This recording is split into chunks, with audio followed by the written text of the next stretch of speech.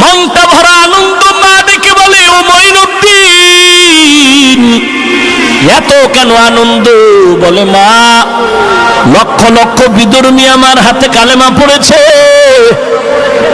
মঈনুদ্দিনের মা ডেকে বলে, ও সন্তান, এগুলো সব আমি মায়ের ত্যাগের ফসল। খাজা মঈনুদ্দিন চিশতি আজমিরি ডেকে বলে, মা, তুমি আমার জন্য কি ত্যাগ স্বীকার করেছো বলো। খাজা মঈনুদ্দিনের মা কান্না করে বলে, রে সন্তান,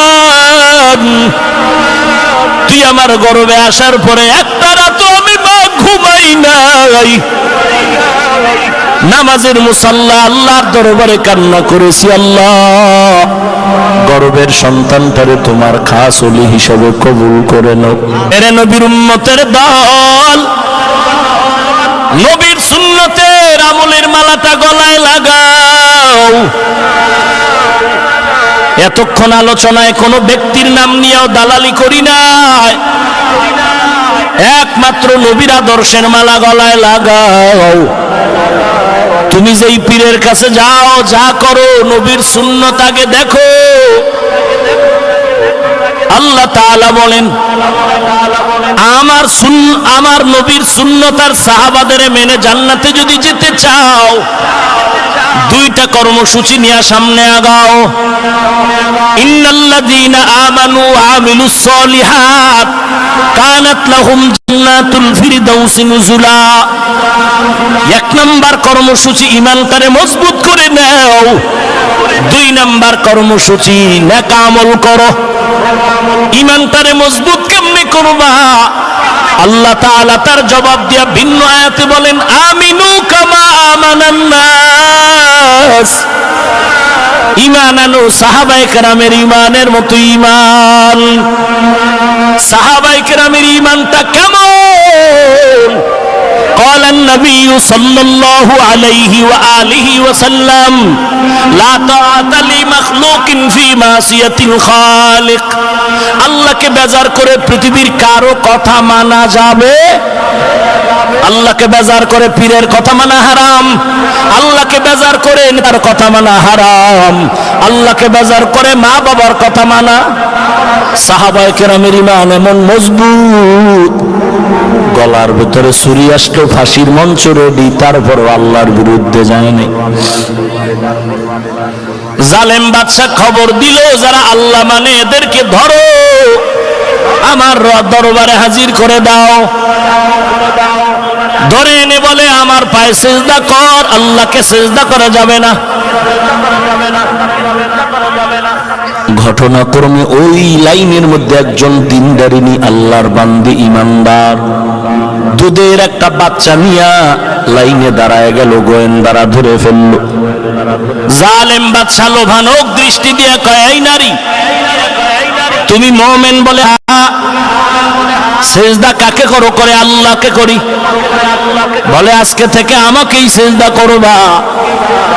আল্লাহর বান্দি ডাক দিয়া কয়, রে জালেম, আমি মহিলা মানুষ, নারী, এজন্য মনে করেছো আমি দুর্বল। আমি নারী হতে পারি, কিন্তু আমার ঈমানের কোনো দুর্বলতা নাই। আমার জীবন চলে যেতে পারে, আল্লাহর বিরোধিতায় আমি এক কদম আগাতে রাজি না।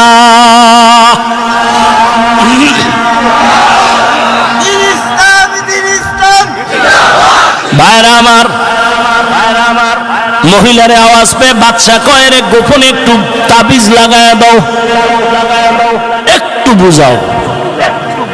এরে পর্দার আড়ালের মা আসেনি? মা, এরে আম্মা জান, কোথায় আমার বাড়ি? আজকে আমি কোথায়? আমার মাও মা, আপনিও মা, হাফেজে কোরআনের মাও মা, আপনিও মা, আলেমদের মাও মা, আপনিও মা। ও আম্মা জান, মনটা কি চায় না একজন কোরআনওয়ালার মা হয় কবরে যাবে? এরে আম্মা জান, মনে কি চায় না একজন ইমামের মা হয়ে কবরে যাবেন? মা অসুস্থ, টেলিফোনে কান্না করে বলে, বাবা মনে হয় আর বেশি দিন আমি বাঁচবো না। কথা বলতে পারে না, বোন মোবাইল ধরে কয়, ভাইজান। মা কান্না করে বলেছে, কষ্ট হলেও যেন আমার বড় সন্তান এসে জানাজাটা পড়ায় দেয়। খাজা মঈনুদ্দিনের মা, ও মা, আপনিও মা। এ জমিনের বড় বড় আল্লাহওয়ালার মা, ও মা, আপনিও মা। কে সে? খাজা মঈনুদ্দিন মদিনার থেকে ভারতে আসলেন, কালেমার খেদমত করেন। এক জায়গায় লিখেছে 90, আর এক জায়গায় 96, আর এক জায়গায় 99 লক্ষ বিধর্মী মঈনুদ্দিনের হাতে কালেমা পড়েছে। এরে আম্মা জান, তুমি আজ গর্বে বাচ্চা নিয়ে টেলিভিশনের পর্দায় বসে আছো, স্বামী বাধা দিলে ঝগড়া করো, মার্কেটে না নিলে তুমি ঝগড়া লাগায়া দাও। ওরে আম্মা জান, তোমার মতো বহু আম্মা এখনো আছে, বিবাড়িয়ার শহরে আছে, জমিনে আছে। এক ওয়াক্ত নামাজ তো ছাড়বে দূরের কথা, ভোর রাতের তাহাজ্জুদও ছাড়ে না। নাই? ও আম্মা জান, আপনি কেন পারবেন না? একটু চিন্তা করেন, কয়দিন আর বাহাদুরি করবেন? হে মা। খাজা মঈনুদ্দিনের মা ডেকে বলে, রে সন্তান, আমি শুধু রাতের বেলা কান্না করেছি এতটুকু না, তুই দুনিয়াতে আসার পর আমি মায়ের বুকের দুধ যতদিন তুই পান করেছো, আল্লাহর জাতের কসম করে বলি, ও মঈনুদ্দিন, একটা ফোঁটা দুধও আমি তোর মুখে বিনা ওযুতে দেই নাই। ওরে আম্মা জান, বিনয়ের সাথে বলি, কবরেতে যেতে হবে, পালানো যাবে না। ও মা, চোখ দুটো বন্ধ করে একটু ছোটবেলার দিয়ে তাকাও। খেলার মাঠে কত বোনেরা আনন্দ করেছো, লেখাপড়ার জীবনে কত আড্ডা দিয়েছো। আজকে তোমার চলার কত বান্ধবী, কত আপনজন দুনিয়ার থেকে চলে গেল। মা, তুমি এখন ডানে বামে দেখো, একা। কয়দিন আর বাহাদুরি করবারে মা? কত মানুষ এসে আমার কাছে কান্না করে, হুজুর 10 বছর বিয়া করলাম, একটা সন্তান নাই, দোয়া করবেন। কেন সন্তান চাও? বলে, সন্তান তারে কোরআনওয়ালা বানাবো, সন্তান আমার জানাজার ইমামতি করবে। অন্ধকার কবর বাঁশবাগানে যখন রাখবে, তখন আমার সন্তান কবরের কিনারায় গিয়া কোরআন তেলাওয়াত করবে। আল্লাহর বান্দিকে বুঝাইয়া আবার জালেমের সামনে হাজির করা হলো। জালেম বলে, নারী আমার পায়ে সিজদা কর, না হয় তোর দুধের বাচ্চাটারে আগুনে পুড়ে ফেলবো। আল্লাহর বান্দি মানে আওয়াজ দিয়া কয়, রে জালেম, দ্বিতীয়বার কথা বলবি না, মনে যা চায় করে ফেল। আগুনের ভয় দেখায় লাভ নাই, জেলখানার ভয় দেখায় লাভ নাই। এই টুপিটা মাথায় দেওয়ার আগে চিন্তা করেছিলাম, এই টুপি মাথায় দেওয়ার কারণে কত টুপিওয়ালা জেলখানায় গেল, কত ফাঁসিতে ঝুলল। এই দাড়ির কারণে, লম্বা জামার কারণে, মদিনার নবীর আদর্শের কারণে কত বেঈমান, কত ইংরেজ, কত ব্রিটিশরা আলেমদের জবাই করলো। এগুলো চিন্তা করে করে টুপি পরেছি, দাড়ি রেখেছি, লম্বা জামা পরেছি, কোরআন পড়েছি। ও মুনাফিক বেঈমানের দল, আমাদের এখন আর মাইরের আর জেলের ভয় দেখায় লাভ হবে না। যদিও আমাদেরকে মনে করো জেলখানায় ঢুকাইলে শান্তি, মুমিনের জন্য জেলখানা কোনো জেলখানা নয়, সেটা ইবাদতখানা।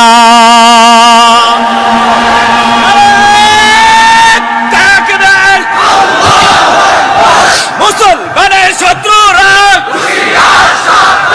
আলেমুল আমার শত্রুরা, সিদ্দিকী সাহেবের শত্রুরা, বিশ্ব মুসলিম এক হও। ভাই আওয়াজ দিয়ে বলল, জালেম। আগুনের ভয় দেখায় লাভ নেই, আমরা ইব্রাহিম নবীর থেকে শিক্ষা নিয়েছি। জালেম শুনে না, চোরে শুনে না, ধর্মের বয়ান। ওই আম্মাজানের কোলের দুধের বাচ্চাটাকে টান মেরে যখন আগুনের মধ্যে ফেলে দেয়, আল্লামা জালালউদ্দিন রুমি রহমাতুল্লাহ আলাইহি লিখেছেন, যেই দুধের বাচ্চা কথা বলতে পারত না, বাচ্চাটারে আগুনে ফালানো মাত্র বাচ্চার জবান খুলে যায়। বাচ্চা উঁচু কণ্ঠে মাকে ডাক দিয়া কয়, আন্দারামা দরবাবি বরহানে হোক তাতুবিনি আশরাতে খাসনে হক, আন্দারামা দরকে মান ইজা খোশাম গরচে দর সুরত মিয়ানে আতশা। আল্লাহর বান্দির বাচ্চাটা ডাক দিয়া কয়, আম্মা জান, কোনো ভয় নাই, কোনো ভয় নাই। ও বিবারিয়ার মুসলমান, কেন ভয় পাও? বর্তমান দুনিয়াতে যত বাহাদুর একটাও নমরুদের সমান না, ফেরাউনের সমান না, সাদ্দাদের সমান না, কারুনের সমান না। ওই কারুনের খোদায় যদি ল্যাংড়া মশা দিয়া সাজ করতে পারে, ওই আল্লাহ কি নাই? তাহলে কেন ভয় পাও? আল্লাহ তো মেডিসিন দিছে, মেডিসিন দিয়া সামনে আগাও। ওয়ালা তাহিনু ওয়ালা তাহজানু ওয়া আনতুমুল আলাউন ওয়া আনতুমুল আলাউনা ইন কুনতুম মুমিনিন। ইখলাস আর ঈমান নিয়ে সামনে আগাও, সব বেঈমান তোমাকে ভয় করতে বাধ্য হবে। এরে নবীর উম্মতের দল, এইবার বাচ্চা যখন মাকে আশার বাণী শোনায় দিল, মা যদিও দেখো আগুন, এটা এখন আগুন নাই, ফুলের বাগান হয়ে গেল। ওরে মা, তুমিও বিসমিল্লাহ বলে আগুনের মধ্যে ঝাঁপ দাও। বাচ্চার আওয়াজ পেয়ে মাও রেডি হয়ে গেল, আগুনে ঝাঁপ দিবে। মানুষের বান্দাও জেলখানায় নেওয়া যায় না, এই বান্দা ইচ্ছা করে রেডি হয়ে গেল।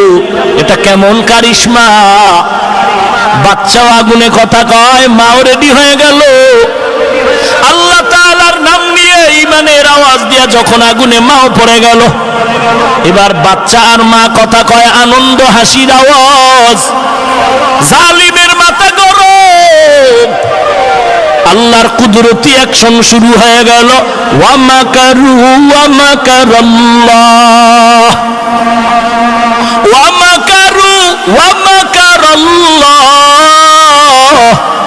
ওয়াল্লাহু খায়রুল মাকিরিন।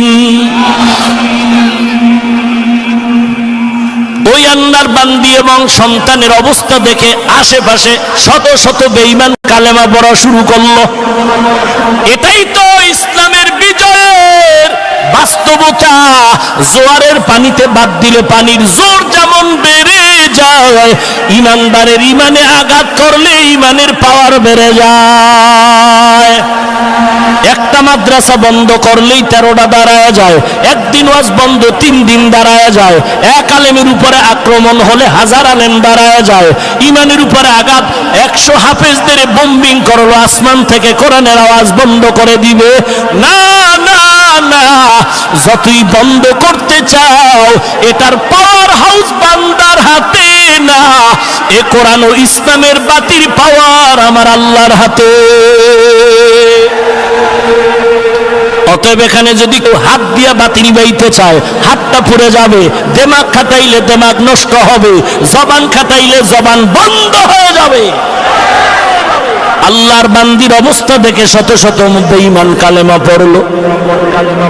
ও আল্লাহর বান্দা, জান্নাতুল ফেরদাউস বড় দামি। নবী বলেন কেউ যদি জান্নাতের দোয়া করো, জান্নাতুল ফেরদাউসের দোয়া করিও, দামি জান্নাত। এরে যুবক আল্লাহর গোলাম, মনে কষ্ট নিও না রে ভাই।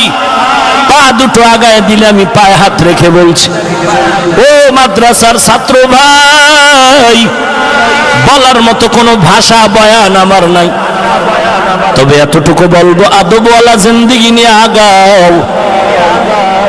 যদি কোনো শত্রু তোমার সামনে দাঁড়ায় যায়, বেয়াদবিমূলক আচরণ করবা না, বিচারক আল্লাহ, এইটা নিয়ে চুপ থাকো।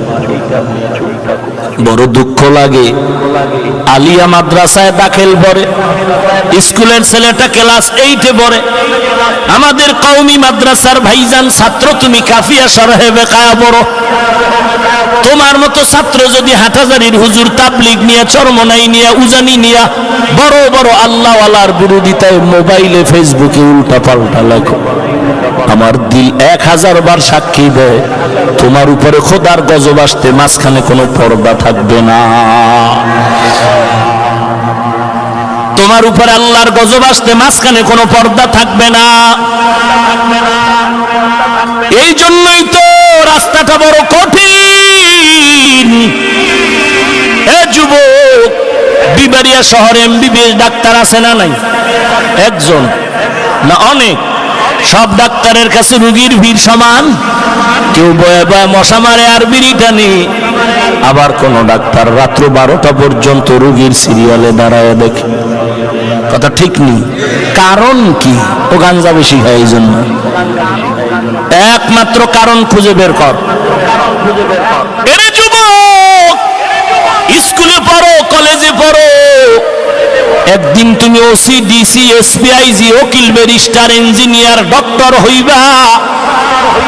তবে ওই জায়গায় কিন্তু তোমার সুনাম অর্জনের জন্য আদবের জিন্দেগি লাগবে। কিন্তু যুবক, আজকে মোবাইলের গজব হাতে নিয়ে চরিত্র ধ্বংস করেছো, আখলাক নষ্ট করেছো। অনুনয় বিনয়ের সাথে বলি, তোমার ডানে বামে তাকায়া দেখো, তোমার মতো যুবক দাড়িওয়ালা নামাজির অভাব নাই। স্কুলে পড়ে নামাজ ছাড়ে না, কলেজে পড়ে নামাজ ছাড়ে না, লক্ষ লক্ষ টাকার ব্যবসা করে হারাম খায় না, মিথ্যা বলে না, চাকরি করে নামাজ ছাড়ে না, কৃষি কাজ করে নামাজ ছাড়ে না, ড্রাইভারি করে নামাজ ছাড়ে না। তুমি কেন পারবা না? কয়দিন আর বাহাদুরি করবি রে যুবক? এই বিবারিয়ার সন্তানের ঘটনাই তো আমি সব জায়গায় বলি। নরসিংদী বয়ানে গেলাম, যুবক এসে সালাম দিল। মোহতামিম সাহেব বলে, হুজুর এই ছেলেটা আপনার হাতের সাথে হাত লাগাতে চায়। মুসাফা করলাম, কান্না কর। বলে, হুজুর দোয়া চাই। কি ব্যাপার, কাঁদো কেন? বলে, হুজুর আমি একটা সিনেমা হলের কাজ করতাম, বয়ান শুনে শুনে আজ আমি পাগড়ি পরেছি, লম্বা দাড়ি। আলহামদুলিল্লাহ, এখন আমি মাদ্রাসায় পড়ি, 14 পারা কোরআন মুখস্থ হয়ে গেছে। হুজুর একটু শুনবেন নি আমার তেলাওয়াত? আমি কি শুনাও? বৈশা বৈশা কোরআনের তেলাওয়াত শুনাইলেন, শুনলাম। এরে যুবক, স্কুলে পড়ো বাধা নাই, কলেজে পড়ো বাধা নাই, চাকরি করো বাধা নাই, নবীর আদর্শের টুপি লাগাও, নামাজ পড়ো, দাড়ি লম্বা করো, ব্যবহার ভালো করো, মুরব্বির পেছনে লাগিও না, আলেমদের গালি দিও না, বিরোধিতা করিও না, মোবাইলের গুনাহের থেকে নিজেরে কন্ট্রোল করো, মা বাবার খেদমত করে দোয়া নাও। ও নবীর উম্মতের দল, সাহাবায়ে কেরামের ঈমানের মতো ঈমানটারে মজবুত করে নাও। সাহাবায়ে কেরামের ঈমান কত মজবুত কে না জানে। হযরত ওমরের ইতিহাস, অর্ধ জাহানের খলিফা ওমর দরজায় তালা লাগায় কান্না করে জাহান্নামের ভয়। ওমর বলে, আল্লাহ যদি অর্ডার করে সব জান্নাতে যাবে, একজন জাহান্নামে যাবে, আমি ওমর বড় ভয় পাই। এরে যুবকের দল, আজকে টুপি মাথায় দিলাম, তোমারে পায়ে ধরে কইলেও তুমি বলো, হুজুর টুপি পরা যাবে না, মাথা ধরো। জমিন থেকে সূর্য 9,30,00,000 মাইল দূর। বিজ্ঞানীদের থিওরি, রাতের বেলা নাই, দিনে ছিল, কিন্তু এরপরে এত গরম কেন, ঘাম কেন? এরে যুবক, বালিশে মাথা লাগা, 2 মিনিট চিন্তা কর। আল্লাহর কোরআন সত্য, নবীর বাণী সত্য, কোরআনের ভেতরে জান্নাতের বয়ানও আছে, জাহান্নামের বয়ানও আছে। ইন্নাল আবরারা লাফি নাঈম ওয়া ইন্নাল ফুজ্জারা লাফি জাহিম। আল্লাহর নবী আযাবের কথা বলেছেন, অন্ধকার কবরে যদি গুনাহ নিয়ে যাও, আজকে তুমি টুপি পরো না, নামাজ পড়ো না, আমি তোমার মতো আমিও যদি চলতাম, কে আমারে বাধা দিত? টুপি মাথায় দিলে মাথা গরম হয়ে যায়, তুমি বুঝছো আমি বুঝি নাই, ব্যাপারটা এমন না। দাড়ি রাখলে যৌবনের স্বাধীনতা নষ্ট হয়, তুমি বুঝছো আমি বুঝি নাই, ব্যাপারটা এমন।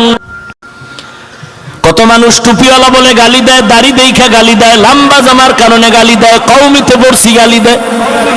এরপরও টুপি ফালাই না, দাড়ি ফালাই না, মিথ্যা বলি না, বেপরদায় চলার চেষ্টা করি না। কারণটা কি রে বাবা? এত গালির পরেও কেন এই পথে? একমাত্র কারণ কোরআন পড়েছি, নবীর হাদিস পড়েছি, গুনাহ নিয়ে কবরে গেলে উপায় নাই।